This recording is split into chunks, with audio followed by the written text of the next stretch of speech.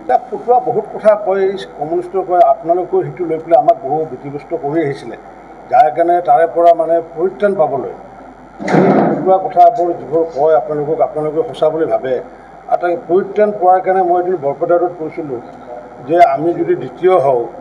যে AGP কৈছে AGP দ্বিতীয় নে তৃতীয় স্থানত থাকিব বুলি কৈছিলে আৰু তেতিয়া মই কৈছিলোঁ যে বৰপেটা ৰোডৰ সংবাদ বন্ধুসকলৰ সন্মুখত মই দাও লৈ আহিম দাওখন লৈ আনি তেওঁলোকৰ সন্মুখতে মই হাতখন কাটিম বুলি কৈছিলোঁ আৰু পৰৱৰ্তী সময়তে ফণিদাকৈ সেনেকুৱা কথা এটা সুধিলে যে আপুনি হেনো 2 নম্বৰত থাকিব আৰু তেখেতৰ পৰিত্ৰাণ পোৱাৰ কাৰণে কৈছিলে যদি 2 নম্বৰত থাকোঁ তেতিয়াহ'লে ৰঞ্জিত দাসে যদি হাত এখন কাটিবই গতিকে মই যিহেতু কেণ্ডিডেট তেতিয়াহ'লে মই আত্মজা দিয়াই ভাল গতিকে এই কথাখিনি আমি এইকাৰণে কৈছিলোঁ যিহেতু আমাৰ এই সমষ্টি বাকী ৰাইজৰ ওপৰত অটল বিশ্বাস আছিলে সংবাদ মাধ্যমতো কৈছিলে যে কোনোবা দুলু আহমেদে মানে বহুত ভোট দিব মইতো চিনিয়ে নাপাওঁ যি কি নহওক এইবোৰ ইলেকশ্যনৰ সময়ত বিভিন্ন ধৰণৰ বিভ্ৰান্তকৰ কথা কৈ আহিছে কিন্তু ইয়াতে যি পাটাচাৰকুছি সমষ্টিত আমাৰ যি বজালী সমষ্টিত যি CPM-এ যি ভোট পাইছে 10-11,000 ভোট পাইছে এইটো কোনো আশা কৰা নাছিলে আৰু এইটোৰ কাৰণে স্পষ্ট অভিযোগ প্ৰাৰ্থী ফণীভূষণ চৌধুৰী ডাঙৰীয়াই স্পষ্ট অভিযোগ মুখ্যমন্ত্ৰী ডাঙৰীয়াক মানে ইতিমধ্যে দিছে যে কাৰ কাৰণে এই CPM-ৰ ভোট কাৰণটো য'তে কংগ্ৰেছেও ভোট পালে কংগ্ৰেছে ভোট পোৱাৰ ডাঙৰ কথা নহয় গতিকে কমিউনিষ্টৰ ভোট পালে পাঠশালা অঞ্চলতো পাইছে গতিকে এইটোৰ কাৰণে প্ৰাৰ্থী আমাৰ ফণীভূষণ চৌধুৰী ডাঙৰীয়াই মোৰ আগত নাম প্ৰকাশ কৰিছে যে কোনে কোনে CPM-ক সহায় কৰিলে আৰু বিশেষকৈ মানে এই ব্যক্তিৰ নাম 2-4টা নাম মোৰ আগত প্ৰকাশ কৰিছিলে মই কিছু মোৰ আগত মানে কৰি লাভ নাই মুখ্যমন্ত্ৰীৰ সন্মুখতে ক'ব দিছোঁ তেখেতক আৰু অনুৰূপ কথা আমাৰ যিগৰাকী প্ৰভাৰী তত্ত্বাৱধায়ক আছিলে জয়ন্ত বুজবৰুৱা তেখেতৰ অনুৰূপ কথা কৈছিলে আৰু তেখেতক মই কৈছোঁ কি যিহেতু জয়ন্ত মল্ল যিহেতু ইয়াৰে যিহেতু ক্লাষ্টাৰ ইনচাৰ্জ তেখেতক মই অৱগত কৰিব দিছোঁ গতিকে CPM-এ সৰ্বভোগ সমষ্টিত 18,000 ভোট পোৱাটো ডাঙৰ কথা নহয় কাৰণ পূৰ্বতো 17-18,000 ভোট পায় তেওঁলোকে তাতকৈ ওপৰত নাপায় যোৱাবাৰ 96,000 ভোট পাইছিলে সেইটো এটা কাৰণ কি আছিল জানে সংখ্যালঘুৰ ভোট পাইছিলে মই পূৰ্বতো কৈছিলোঁ যে 1 লাখতকৈ ওপৰত ভোট বেছি নাপাব বুলি কৈছিলোঁ আৰু সৰভোগ বা ভৱানীপুৰ সমষ্টিত 20,000 তলত থাকিব বুলি মই কৈছিলোঁ গতিকে সেই পূৰ্বানুমান আমাৰ মিলিছে কিন্তু ইয়াতে যিটো 10,000তকৈ অধিক যিটো ভোট পাইছে সেইটো কোনো কাৰণতে কমিউনিষ্টৰ ভোট নহয় গতিকে সেই ভোটটো ক'ৰ পৰা কেনেকুৱাকৈ আহিল এই বিষয় লৈ পেলাই ফণীভূষণ চৌধুৰী ডাঙৰীয়াই মুখ্যমন্ত্ৰীক যিটো অভিযোগ দিছে বা দিব মই দিয়া বুলি শুনিছোঁ বা জয়ন্ত বুজবৰুৱা প্ৰভাৰীয়ে যিটো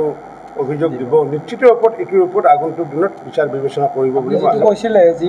বুথৰ সম্পৰ্কত যিসকলৰ ভোট কমিছে যিসকল আমাৰ নেতা বুলি কয় মইতো কাৰ্যকৰ্তা বুলি কওঁ বা যিসকলে মন্ত্ৰী বিধায়ক বা ৰাজ্যিক সমিতিৰ কাৰ্যকৰ্তা বা জিলাৰ কাৰ্যকৰ্তা বা মণ্ডলৰ কাৰ্যকৰ্তা তেওঁলোকৰ যদি বুথত যদি তেওঁলোকে হাৰিছে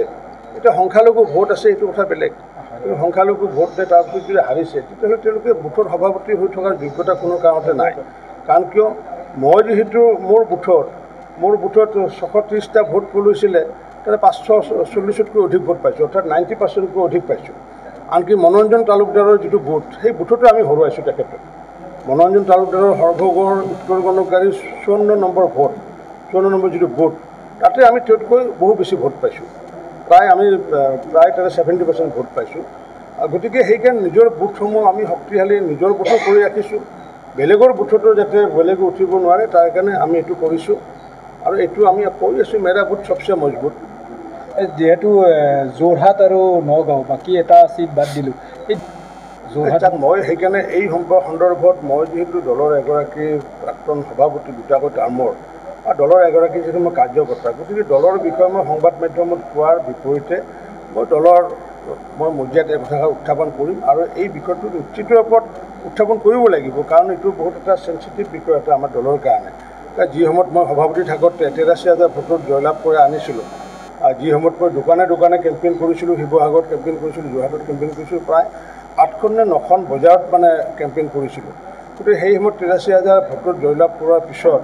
এইটো যিটো আজি যোৰহাটৰ যিটো বিপৰ্যয় এই বিপৰ্যয়ৰ নিশ্চিত ওপৰত দলৰ মজিয়াত আমি আলোচনা কৰিব লাগিব আৰু দলৰ মজিয়াতে মই কথাখিনি ক'ম বুলি ভাবিছোঁ আমাৰ যি বৰপেটা লোকসভাৰ অন্তৰ্গত যি বজালী সমষ্টি আৰু লগতে যি ভৱানীপুৰ সৰভোগ সমষ্টিত আমি যি ভোটত আমি জয়লাভ কৰিলোঁ, কাৰণ আমি প্ৰায় 36,000 ভোটত জয়লাভ কৰিছোঁ, 43,000 ভোটত জয়লাভ কৰিছোঁ আমাৰ এই বজালী সমষ্টি, আৰু 37,000 ভোটত আমি জয়লাভ কৰিছোঁ আমি ভবানীপুৰ সৰ্বভোগ সমষ্টি। আৰু তাৰ কাৰণে এই দুইটা সমষ্টিৰ ভাৰতীয় জনতা পাৰ্টী, অসম গণ পৰিষদ আৰু UPPLৰ কাৰ্যকৰ্তাসকলক মই আন্তৰিক ধন্যবাদ জনাইছোঁ, কৃতজ্ঞতা জনাইছোঁ। আৰু এই সমষ্টিৰ বাকী ৰাইজ, বজালী সমষ্টিবাসী ৰাইজ, ভবানীপুৰ সৰ্বভোগ সমষ্টিবাসী ৰাইজক মই ভক্তিভৰা সেৱা জনাইছোঁ। তেওঁলোকে পূৰ্বৰ দৰে যি গৰিমা, এই গৰিমা অটুট ৰাখিছে। কাৰণ কিয়, যিহেতু সৰভোগ বুলি ক'লে বা পাটাচাৰকুছি বুলি ক'লে 2011 চনৰ পৰাই ভাৰতীয় জনতা পাৰ্টী ইয়াতে প্ৰতিষ্ঠা হৈছিলে। আৰু এইবাৰ এই বিজয়ত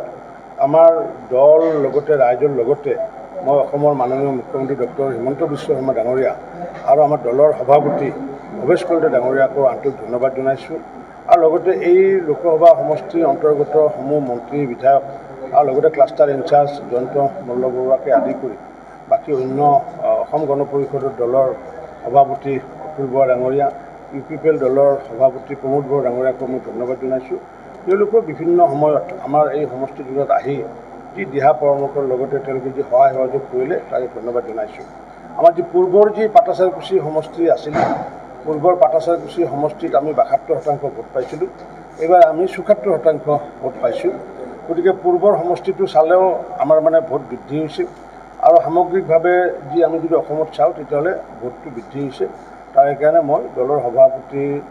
অসম গণ পৰিষদৰ সভাপতি, UPPLৰ সভাপতিৰ লগতে মাননীয় মুখ্যমন্ত্ৰী ডক্টৰ হিমন্ত বিশ্ব শৰ্মা ডাঙৰীয়াকো মই আন্তৰিক কৃতজ্ঞতা জনাইছোঁ।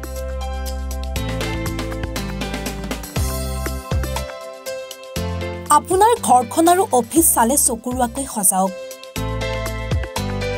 আজি আহক সকলো ধৰণৰ অত্যাধুনিক ফাৰ্নিচাৰৰ বাবে চিটি ফাৰ্নিচাৰ 6 মাইল গুৱাহাটী। আমাৰ ঠিকনা 6 মাইল পাঞ্জাবাৰী ৰোড, পুৰবী ডায়েৰীৰ সন্মুখত, গুৱাহাটী। আমাৰ যোগাযোগ নম্বৰ 9435013969।